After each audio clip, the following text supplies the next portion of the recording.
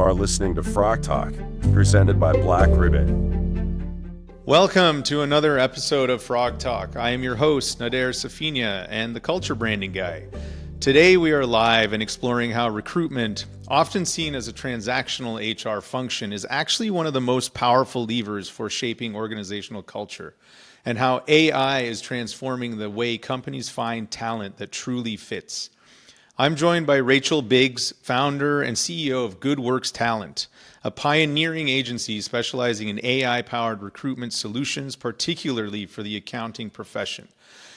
With over 15 years of experience in executive search and talent strategy, Rachel has built her career helping companies break out of what she calls the hiring hamster wheel, that endless cycle of posting jobs, sifting through junk resumes, and conducting low-quality interviews.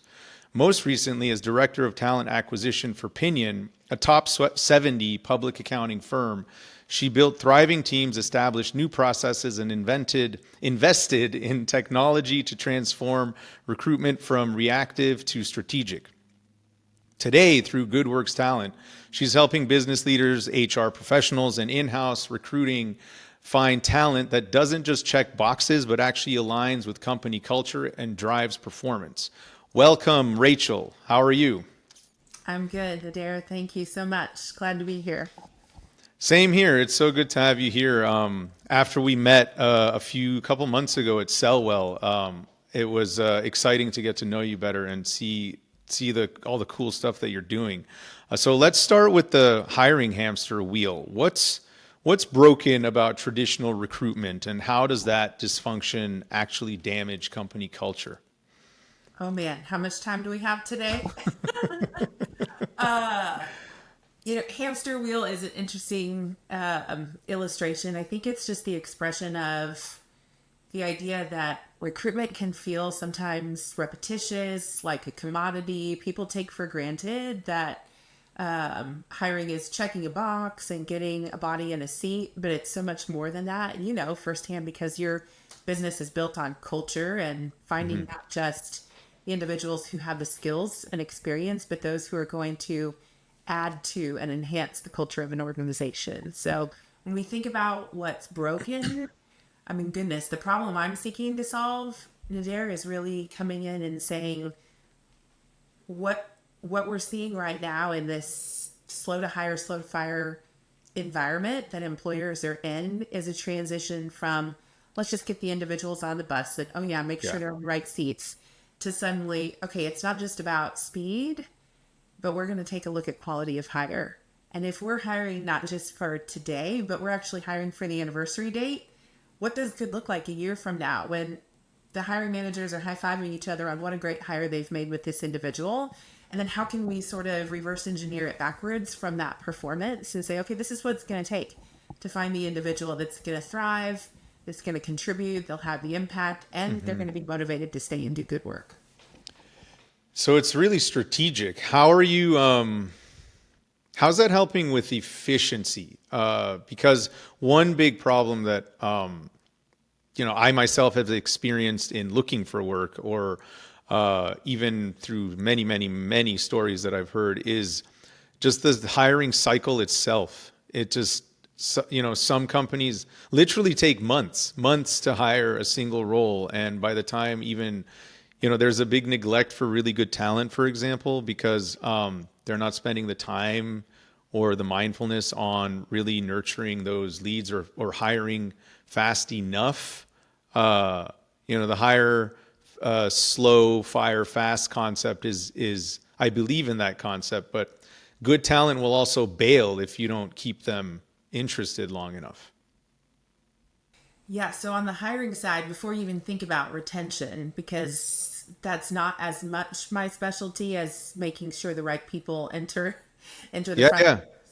I think it is, it's a process of most internal hiring teams, and I was one until just a year ago when I started my own business. I was, as you mentioned, the director of a public accounting firm's recruitment team. And everyone has tools, everyone has processes, but usually the clients I'm helping these days come to me because they either lack the capability or the capacity.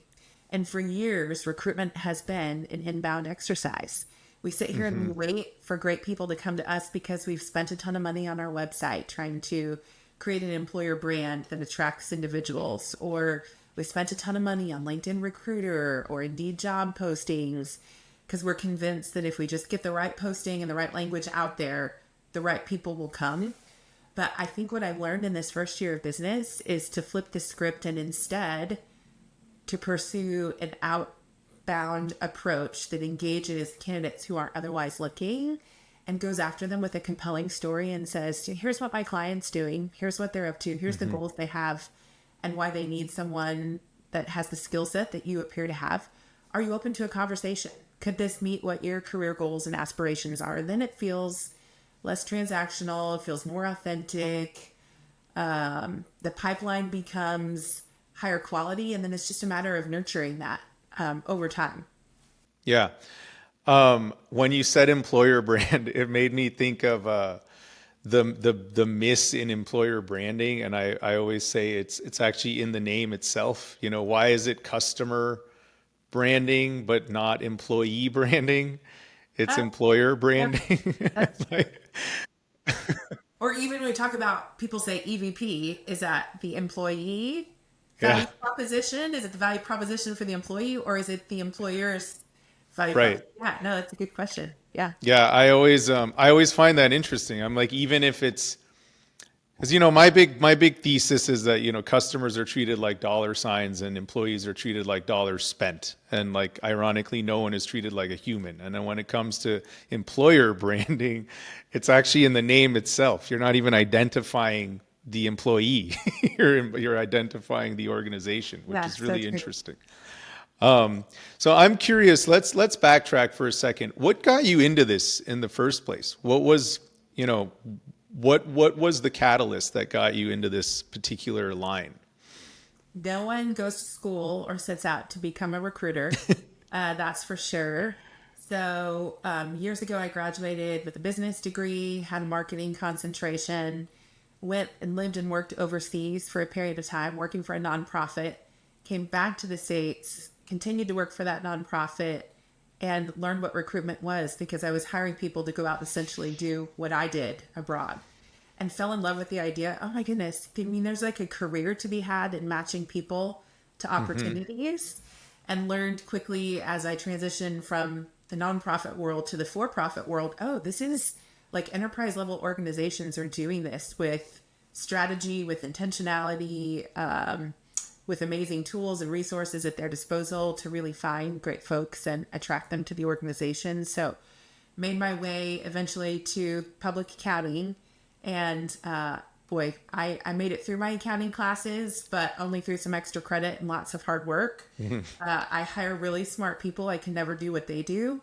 And what's fun, Nader, is they realize, and they can't do what we do in the talent side because they're focused oftentimes on serving clients with excellence.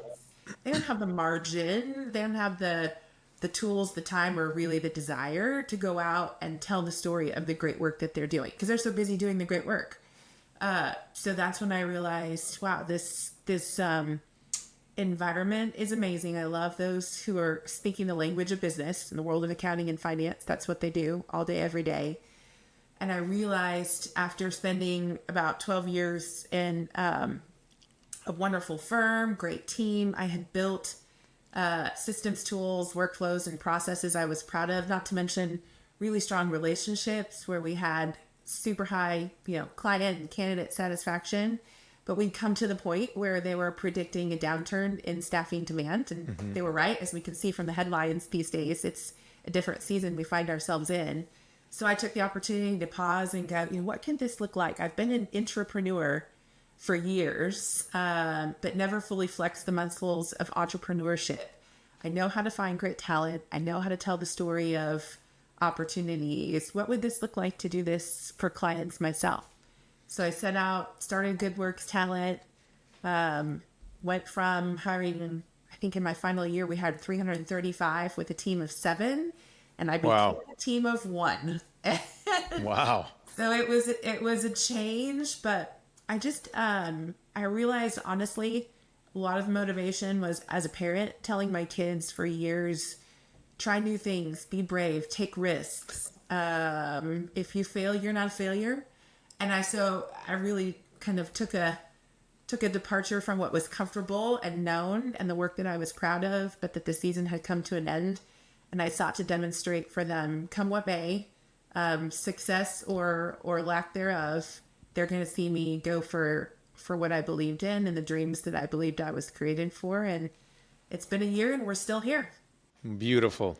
That's beautiful. So your recruiting is like a steward for a company culture.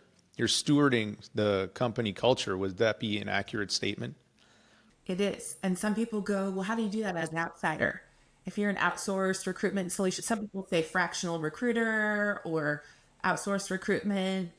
I mean, my job is to extract from the leaders the culture of the organization as a part of that storytelling exercise. Anytime we take on a new role, we do an intake call that's not just skills, experience, and background, but what will this person's impact look like? What's their motivation need to be? If they're going to be fulfilled in this role and stick around for a while, how do we, characterize that in a way that's authentic? Because whereas I used to think employer branding, to your point, was tell everyone how wonderful we are, spread the word of how great, get as many applicants as you can. Now it's really about attracting the people for whom the story that you have to tell is the challenge that they're ready to embark on next, right? Nobody hires staff just because they like them. There's a problem to solve or there's a challenge to overcome. So they're essentially, as employers, inviting people, come onto the team and let's tackle this mountain together. And then the individual has to decide, is this the mountain I want to climb? Are these the people I want to summit with? Is this, are the tools and resources they're going to give me sufficient to get up there, to have fun and be successful doing it, or not? And then it's a process, almost that MVP you talked about. It's just as much about the individual deselecting themselves from the process. Yeah, this is my one of my favorite topics, employee value propositions. So the you land on something that I talk about often, and the big question, as an organization, you're answering two questions, fundamental questions. Why would anyone want to buy from you, and why would anyone want to work for you? And in today's topic, we're obviously speaking to the latter. So what I've noticed over the years is, the big miss in employee branding is that while they are interested in getting employee buy-in, to something, it's usually to the customer experience. It's buy-in to the customer experience. You're gonna come work for us, and you're going to get to do all these cool things to help our customers get to this place, to help us reach a certain pinnacle, to your point, to reach the summit and so on. And it almost never talks about how that job is going to impact the candidate's quality of life. And so the question becomes again, yeah, but why would I want to work for you? Like I get all the stuff I get to do, but what are you going to do for me? At the end of the day, organizations are still serving employees as much as they're serving their customers. So in your experience, why do so many companies struggle to articulate what makes them unique to potential employees? Wow, that's a great question. And I think it could be any number of challenges. If I had to lump it into themes that I see, I'll say first off, just first thing that comes to mind here in the Midwest tends to be, if I'm going to stereotype, we're less inclined to toot our own horn, right? Or talk about the opportunities. And so I think it's been a process of coaching employers.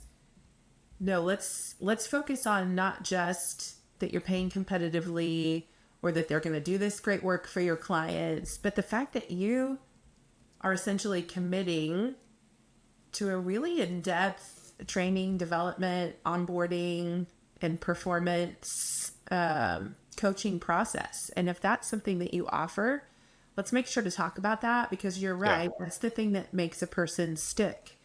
And sometimes people see that, well, it's not quantifiable. You can't put like a dollar value to that. But these days, that's exactly what is keeping people in the organization and motivating them.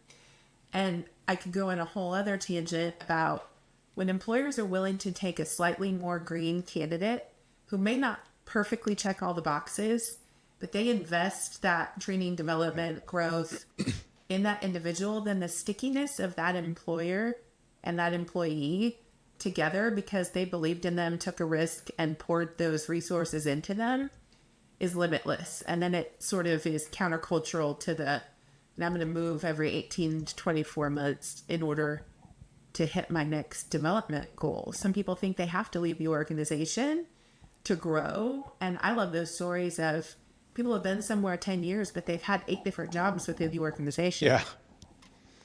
Yeah, I agree with that. To hire someone who's a bit more green, I'm right there with you.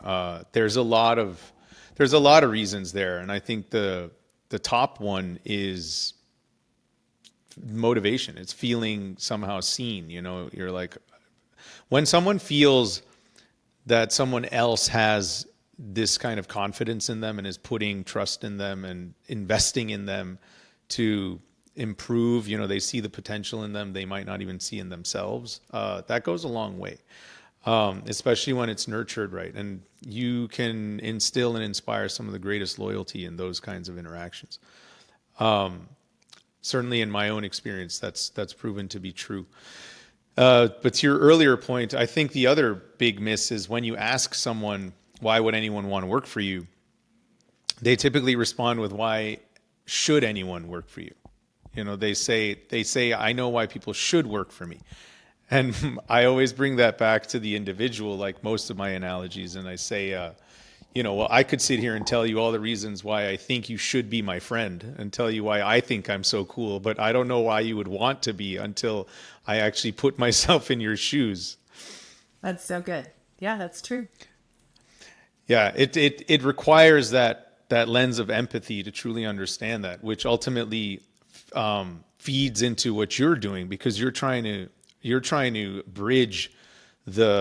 essentially bridge the gap between the company and the organization itself and the desire and motivations within a potential candidate. And that's not trivial, because again, you have to answer that question for the potential employee. And that's where I think recruiting can be so powerful, and is, again, it's like it's kind of a hidden or an unknown tool when it comes to storytelling.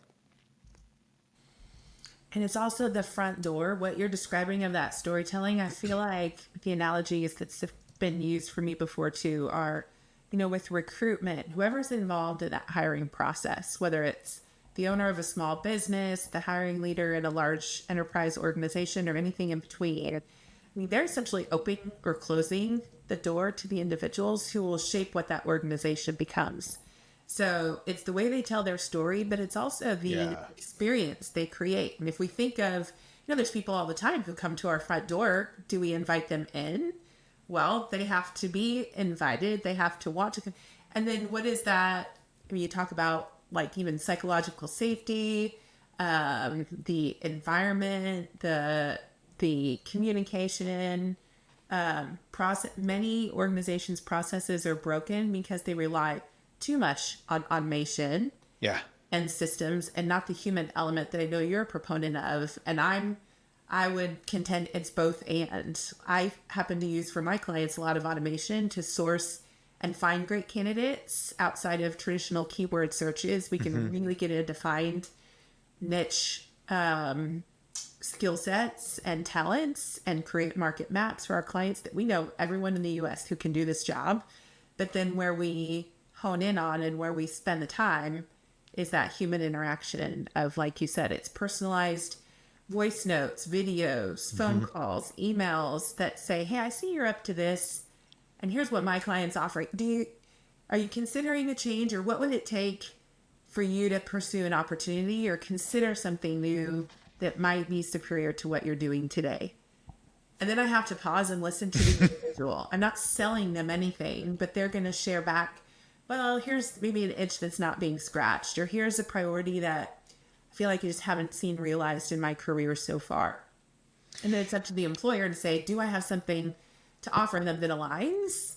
yes or no. And an employer Yeah. shouldn't abandon their business goals. They've got, goals to achieve, a roadmap to follow. Yeah.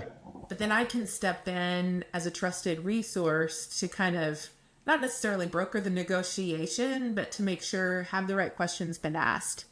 Are we explaining the fullness of the story that's there? All the fun stuff. Yeah, this is getting now we're getting into the fun stuff, because you started with that question I already posed, which is, when is the last time you read a job description that actually addresses how that job will impact somebody's quality of life? And this is where I want to know how how do you write job descriptions, job postings that attract culture aligned candidates instead of just technically qualified ones? Because job descriptions are basically written like project briefs, right? It's like, you get to do this, you get to do that, you get to do all these cool things. And because of, excuse me, the recent transparency of salary, now you're like, I'm going to get paid 120 grand to work on this really cool project. And you don't even think about, but what are you going to do for me? Because we're so accustomed to this interaction, to this process. So, given what you just said and your awareness around the situation, your deep awareness around it, how do you go about writing job descriptions? I think the important first step is to define a job description versus what I call a performance profile, or even sometimes like a promotion or an ad. There's job descriptions that have to meet HR compliance, must be able to bend, lift 50 pounds, that sort of thing. And I'm not an employment attorney, so I can't pretend to understand all the nuances of employment law or compliance. So employers definitely need to consult as appropriate to make sure that they're checking those boxes. But when it comes to defining what good looks like in a performance profile that I'll use to market a job or advertise an opportunity, not for compliance purposes, that's where the message needs to be clear. The role needs to be defined. It has to include, though, those elements of motivation, growth, the impact that an individual is going to have. So as I help my clients to write those descriptions, we make sure, again, like, we'll sit down in an intake and say, okay, a year from now, when we're all high-fiving one another of what a great hire we made, what is it that this person did to knock it out of the park that led to their promotion, their advancement? Maybe they got an award or a recognition. Oh, well, they, oversaw this, $3 million project from start to finish. They led a team of 10 and they kept it on time and on budget. Okay, great. So let's work into that. What are the skill sets that are needed? From that achievement of that performance that generated the high five and the recognition? And then sometimes what we can see is it's not their degree, it's not the years of experience they had, but it's that, they've shown time and again through the stories and examples they told me of their most significant accomplishment that they do have an achiever pattern. Their roles have become progressively higher in responsibility or complexity, or, they're showing themselves they can carry over their learning from one project to the next, and that they pursue their own development without just the prescription of those that supervise or coach them. So, yeah. Yeah. I really, I just appreciate the reverse engineering, because it's so strategic. It's rooted in the same way that, we map out our strategies and design models. We have a question from Brian Burkholder on LinkedIn right now. He's getting heavy. Are you ready? Okay. I think it starts a little lighter, then it goes heavier. So he asked, when finding great people who are currently looking for work, how do you overcome the commoditization of recruiting? So Nader, do you think he means like just the transactional nature of looking for people, or what do you think? Yeah, that's I can ask him. He says we've recently seen nefarious characters beat the AI bots by reverse engineering their resume. Is the future of finding work really just about being the best at ChatGPT to beat the automated resume filters? How do companies missing out on the great talent fix their recruiting systems? Ooh. Good ones. Okay, thanks, Brian. Oh boy, where to start? So I think what you and I talked about with that human element that can't be replaced. I mean, yeah, if employers are using ChatGPT and candidates are using it, you could have like the scenario quite practically of interviewing people who misrepresent who they are and what they have to offer for a job that has misrepresented what it Yeah. is and what it entails. And then suddenly the bots are having conversations with one another that are completely off. This isn't really the essence of the role, and this isn't the essence of who I am and what I have to offer. And then, yeah, nobody's done anybody a favor. So, from the employer's perspective, I think it's ensuring that you really clearly identify, where do I use automation and AI to enhance Yeah. my processes, but where is it critical for me to have humans involved that are connecting relationally, discerning who is and who isn't, bringing the right and appropriate background to a new role. I mean, practically, we see recruiters right now that are interviewing bots, and they'll have them, I mean, literally like turn on camera and wave their hands to prove their humanity. I don't know when AI will catch up with that and figure out how to get beyond that. But then, yeah, like I understand the frustration of the job seeker that everybody ghost jobs, ghost jobs. These really often aren't ghost jobs. It's actually employers who are trying to build a pipeline. They may not be hiring immediately, so it becomes a responsibility for the employer to be clear in a role Yeah. posting. Hey, this is meant to generate a pipeline for which we will be hiring over the next 6 months, but don't expect an Yeah. immediate call or immediate interview. Yeah, That's definitely- huge. there's That's work to be done. huge. There's work to be done, but I think as we continue to evolve in the utilization of automation, we're going to see how it allows business leaders to set aside the tasks of recruitment that occupy them so they can truly focus on these things that Yeah. we're discussing today, evaluating the candidates, either virtually or in person, that you've got to peel back the layers of the onion beyond the easy, tell me about a time when. The power I have found, thanks to my mentor, Lou Adler, who developed performance-based hiring. He teaches us there's really one primary question you'd ask in an interview. Tell me about your most significant accomplishment. And a good leader or recruiter or interviewer is going to spend maybe 10 to 15 minutes on that one question, because they're asking fact-finding follow-up questions that say, to use that earlier example of a project leader, oh, well, what was your role? What hat did you wear? Oh, were you selected for that position or did you self-nominate? Oh, what did your team look like and how did you lead them well? What didn't go well and what would you change the next time around had you had the opportunity to do it differently? What did you learn from the process? That's nothing that AI or ChatGPT can coach you on, right? It takes a trained hiring leader or interviewer, and it takes an individual who's prepared to go beyond the surface level. And so that then that starts revealing information that ultimately essentially dictates whether they're aligned with your culture, with your lived belief systems, and like what you're trying to instill into your organization. Is that accurate? Oh, for sure, because you're listening to them talk about pace. I mean, are they a steady Eddie, or did they attack that with a fury and a high sense of urgency? You know what you need in your organization or for that role. So if what you really need is an accountant to come in and be a steady and constant presence that's going to ride out the ups and downs, that's very different than a sales role that might need to light the world on fire in 60 days to meet a revenue goal. And so that's an element you're listening for in the commentary from that question being answered by a candidate. You're also listening for how they collaborate with others.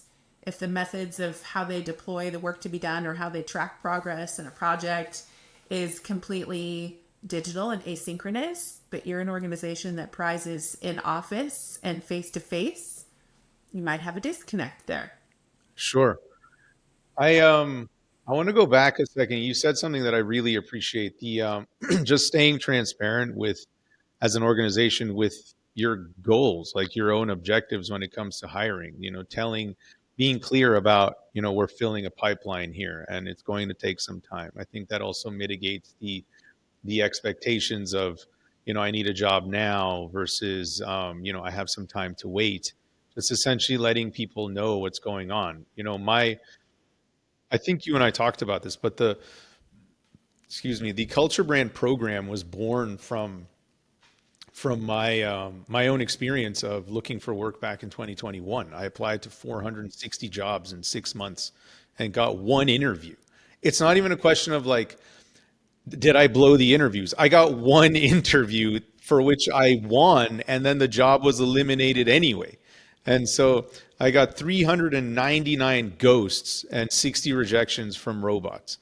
And so I just felt like a total loser. I felt like completely dehumanized, just invisible, no feedback. I felt like I was going nuts in a, black hole with no mirror. And that's the problem I've been trying to solve with the culture branding program and aligning what the market sees with what the market gets. And in essence, you are the bridge between that, because the first place that disconnect is felt is in the job application process, and this is the problem you're trying to fix. The job application process sucks. It's like very horrifyingly terrible. and I say that with all the respect for what you do, because it's not trivial at all. And the reason I say people are afraid to be, people are afraid to be jobless is not because they're going to be unemployed. It's because they know they have to go find another job. And that process is so stressful. And because of all these, the break between honesty in a job description, in the process itself, what to expect, people dangle for like months. They're going through 8 different interviews with 8 different people in certain organizations, and that process takes, maybe 6 months. Granted, the job itself is influences the rigor of the interview process and so on, because if it's very technical or it includes, human lives or whatever, obviously that changes things. But the expectations need to be put forth to allow for people to make some real, self-directed decisions people are like hanging on to their lives a lot of times during job searching, First of all, I'm so glad that you channeled what was a horrifying experience into now what you're creating today, so that others don't have to go through that. I just can't. When you write a book, I expect an autographed copy. But yeah, no, I am sorry that was your experience, and that I have no excuse. And certainly any process that involves humans is going to be far from perfection.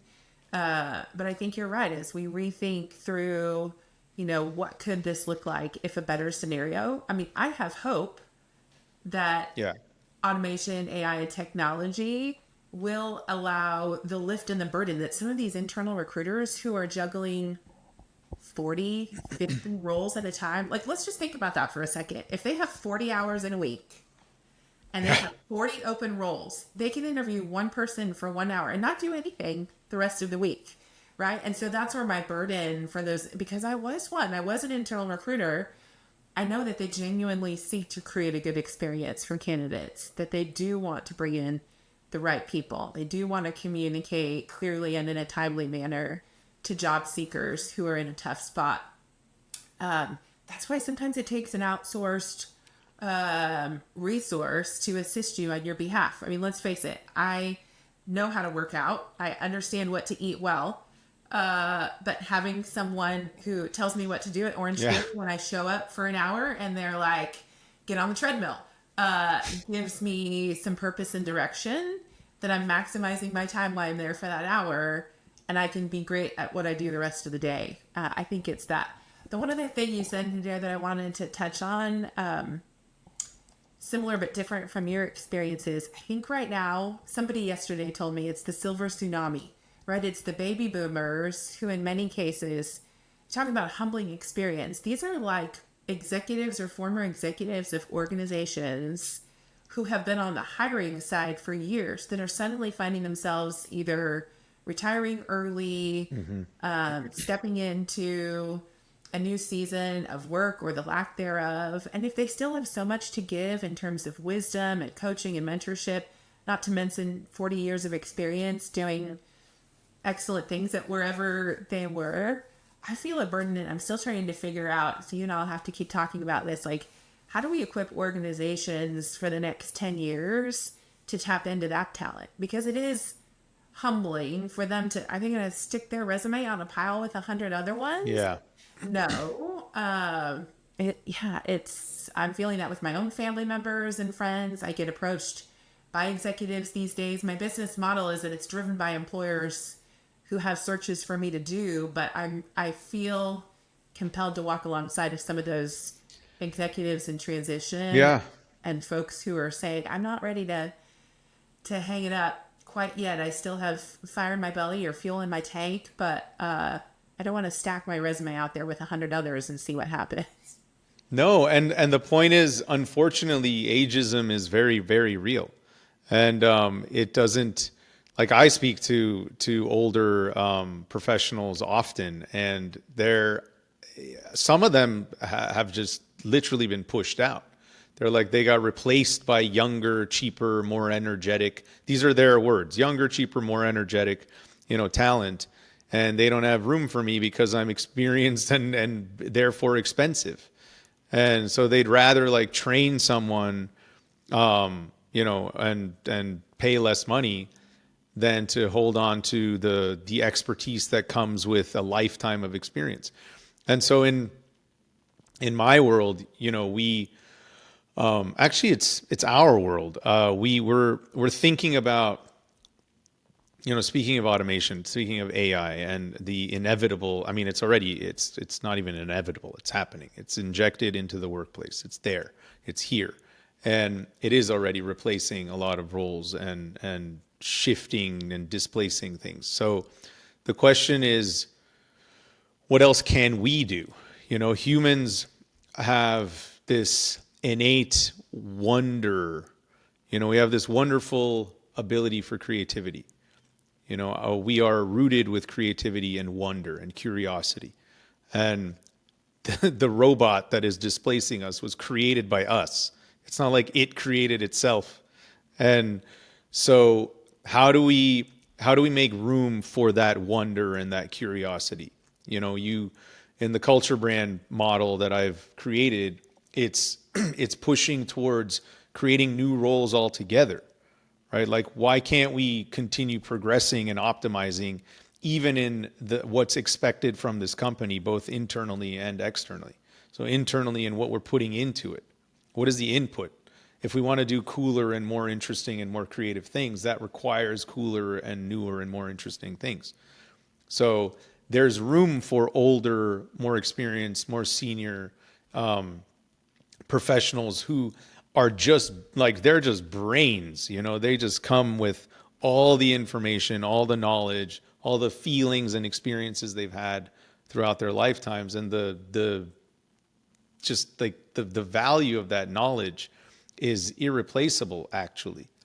So it comes down to just designing that environment and that place for those kinds of experts. So true. I like it. So then what, I'm trying to think of, so Good Works talent. What is the real value prop of Good Works talent? What have you brought with you from your experiences and truly injected it into this model that's really making you stand out?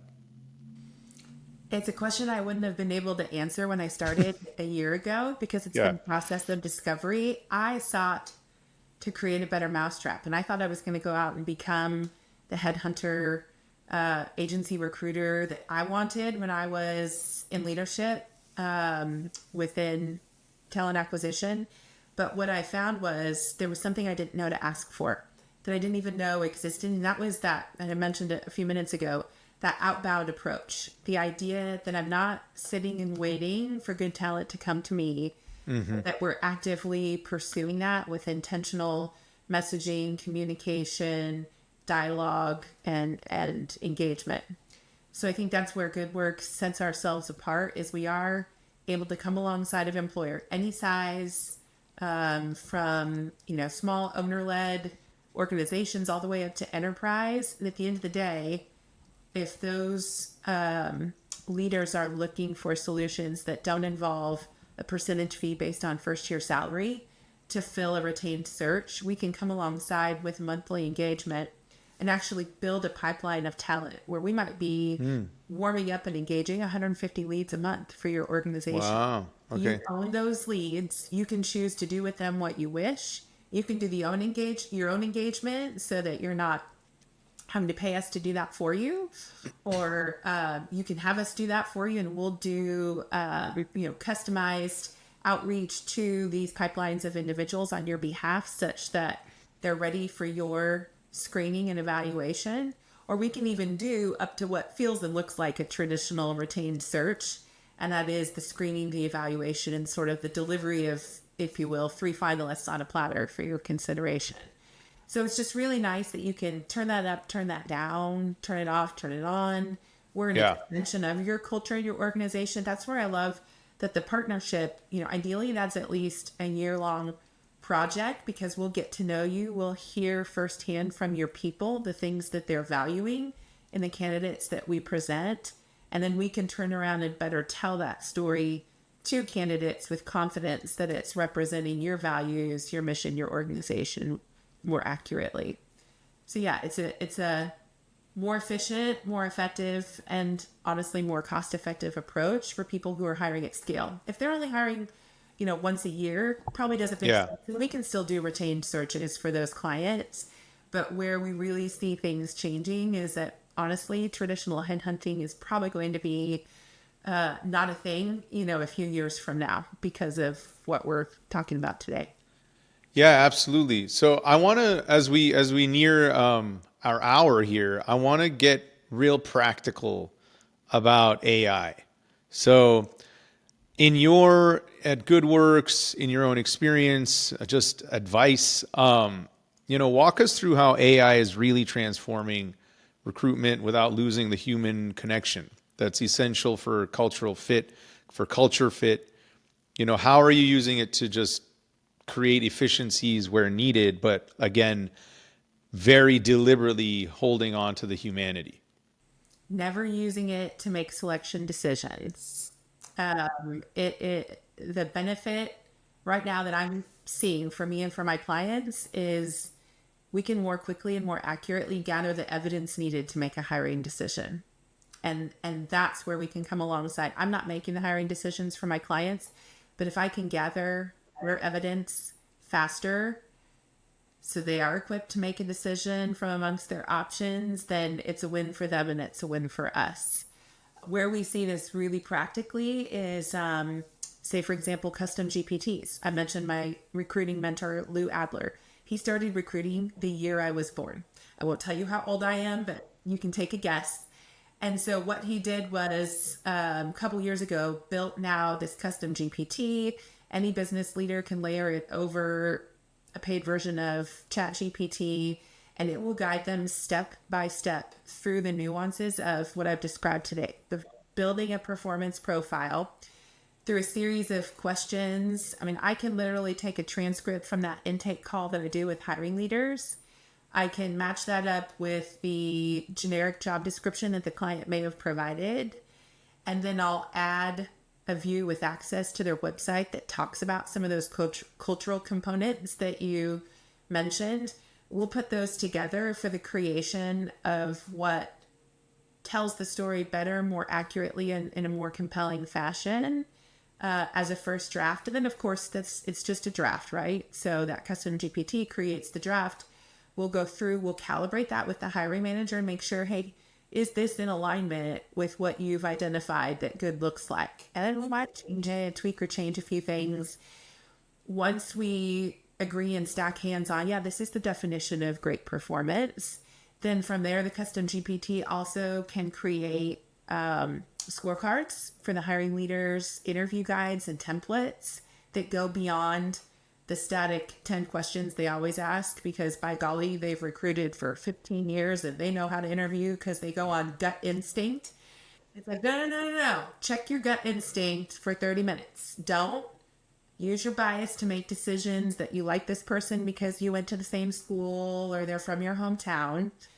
Like, use the tools to evaluate that those questions in the interview process are actually based off of those performance indicators that we defined up front. And then the custom GPT even helps you with strategies for sourcing these individuals in creative places. How you negotiate when you get to the point of making an offer. Just as candidates can use these AI tools to help them understand employers that might be a fit for their interests and background or career opportunities they didn't even know existed. My job is to come alongside of the employers, use tools like this GPT, give them the ability to do what would take me 2 weeks in the past, we can do now in 20 minutes. And it's not, I mean, sure, everybody says like AI hallucinates. Well, you get out what you put in. And so it's getting very specific with that performance profile of what you're seeking and then being critical of what's given back to us, right? Yeah. Yeah. So I'm going now to, my mind keeps going to are people already getting, well, two things are coming up to me. So one, are people already getting interviewed by AI? Is that happening? Probably. How's what insight do you have there? Do interviews have to be conducted by humans?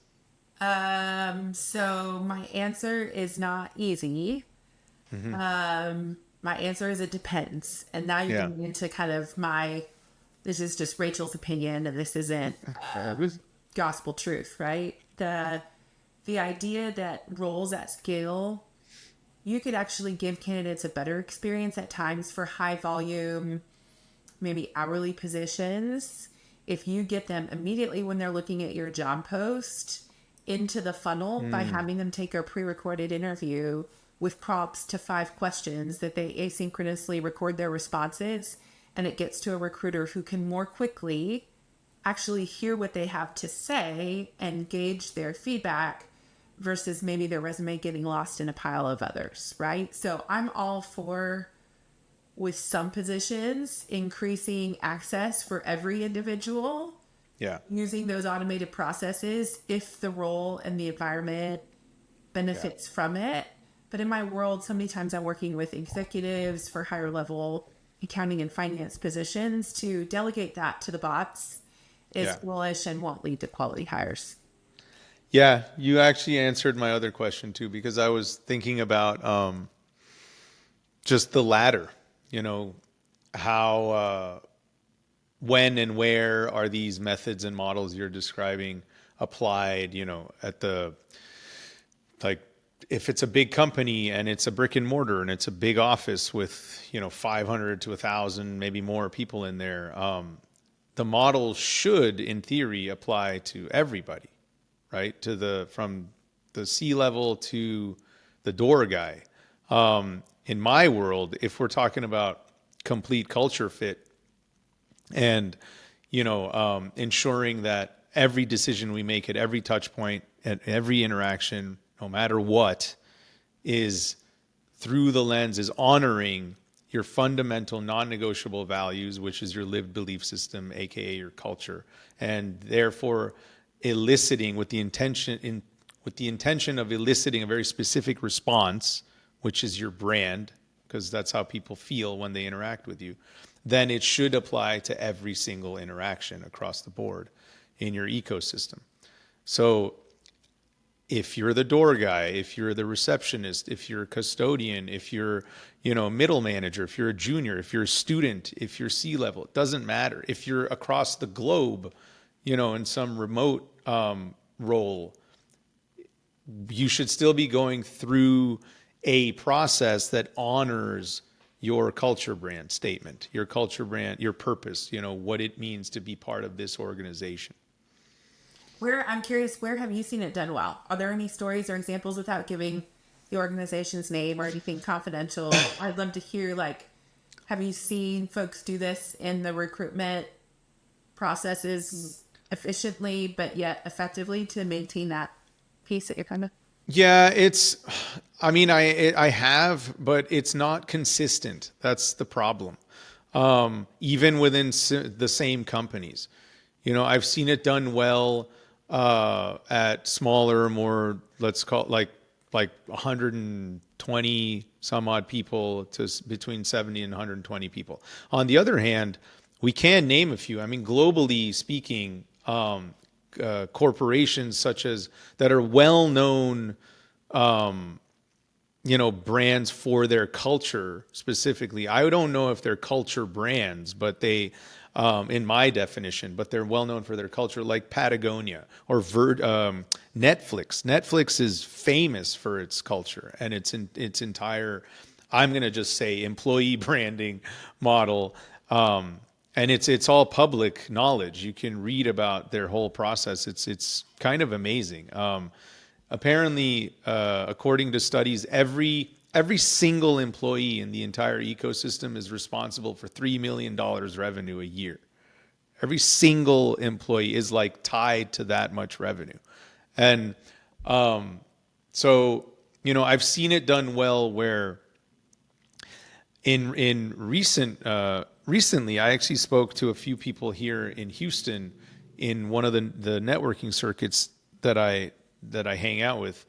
I asked this business owner who just grew his company exponentially from 6 to 600 employees in a matter of 3 years, and just completely killed it. And I asked him, I said, if your employees and your customers were to tell me a story about you, how would they describe your company in one word? Both sides. And he said the exact same thing for both. He said they would tell you the same story. And I said, okay, then you're a culture brand.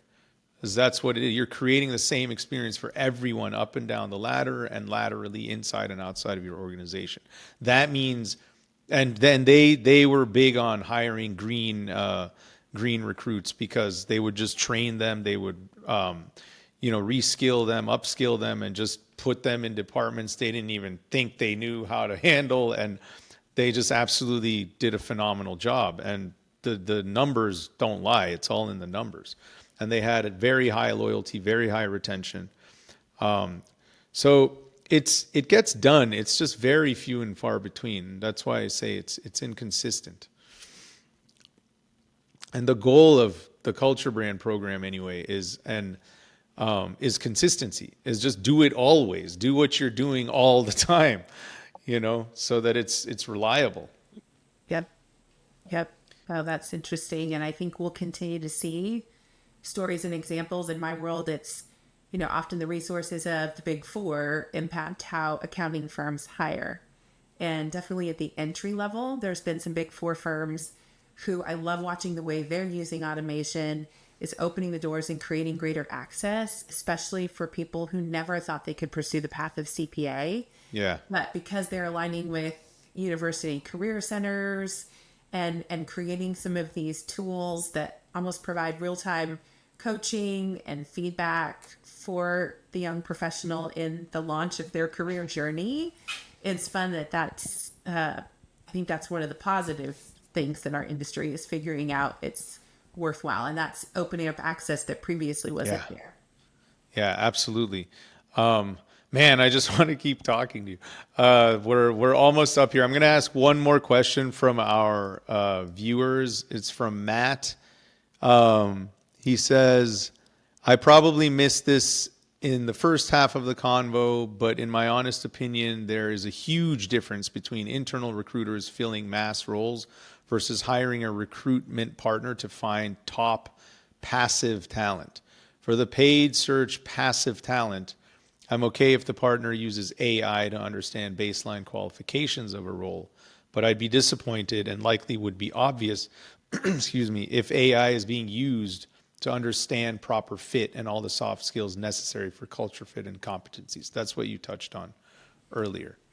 Right. That it's that idea of using it to gather the evidence, but that decision needs to be made by a human who has skin in the game, who knows and understands the priorities of the organization, both to your point, the culture fit as well as the technical skills. And I just think challenging and training, don't, my advice to people today is don't let just anybody interview for your organization. Make sure that they are not just leaning on old habits or what's worked for them for years and years, but that they're critically thinking through that definition of performance, and that they're hiring for the role, and not, when they're defining that performance profile, they're not just thinking of an individual and describing a person, they're describing the performance. And then if you do that, your likelihood, I mean, let's face it, every hire is a risk. You're inviting someone to come into your organization that you've not interacted or had history with, and they're taking a risk too, to come to something that's unknown. And I know we're running out of time, but it's right now more than ever, I think employers and recruiters are seeing candidates are scared between automation, offshoring, the economy, politics, tariffs. They feel that if they make a move to your organization that's perceived as risky, will they be the first on the chopping block if there's layoffs or reductions in force? Yeah. Nobody can promise anything, but if you've been diligent to convey the opportunity, your culture, and the role as authentically as you can, if you've made sure that there might be elements of automation that bring people into the pipeline, but that you are truly like, how I want to say, there's a word for it, and I can't even think of, cultivating those individuals in the process through the nurturing steps, then your likelihood of that fulfilled and productive hire is going to be greater. Recruiters like me aren't always needed for the high volume hourly positions, but with this new model I described of the AI Talent Partner Program, we can take some of the burden and the lift off of those internal teams to get them at least the leads that they can be then engaging with. So, yeah. Yeah. And remember, everyone is scared. The organization is scared. The candidates are scared. So, the tip here is just treat everyone like a human. Remember that everyone is human, and they have lives and they have families, and everything is impacted by everything. Yeah. Rachel, if what's one great takeaway this is great timing because we're entering the new year in 4 weeks. So what is a good takeaway as leaders look for talent and talent look for jobs? Great question. I think what I'd like to do is offer people the chance to just access, Nader, if it's okay, I'll give you a link to what I call the Smarter Hiring Resources page, and employers can use it to access a list of some of these tools that I use that have created some of the efficiencies that let them focus on the human side of recruitment, because it removes some of the administrative and operational burden. I guess my encouragement in parting would be, don't be afraid or intimidated by them, but just use common sense and good judgment to evaluate them appropriately. Pull in people like Nader that know culture and are going to challenge you to think critically of the tools or the processes you're exploring. Pull in an outside recruiter if it's beneficial to keep you focused on your clients and the bottom line. And then I think we just have to be willing to embrace change and say that things will not stay as they've been, and that can be a good thing if you do it wisely and cautiously. Exactly. Thank you. Well said. And how can our viewers and guests find you if they want to reach you quickly? Sure. LinkedIn is always the best. Rachel Biggs, Biggs. Happy to share a link to those Smarter Hiring Resources also, which will give you a glimpse at who we are and what we do. Beautiful. Thank you so much for being here, Rachel. It was such an awesome conversation. I had a blast. I hope you did too. And we will be in touch very shortly. I would love to continue this conversation. Thanks everyone for being here. And that's a wrap. Have a great weekend ahead.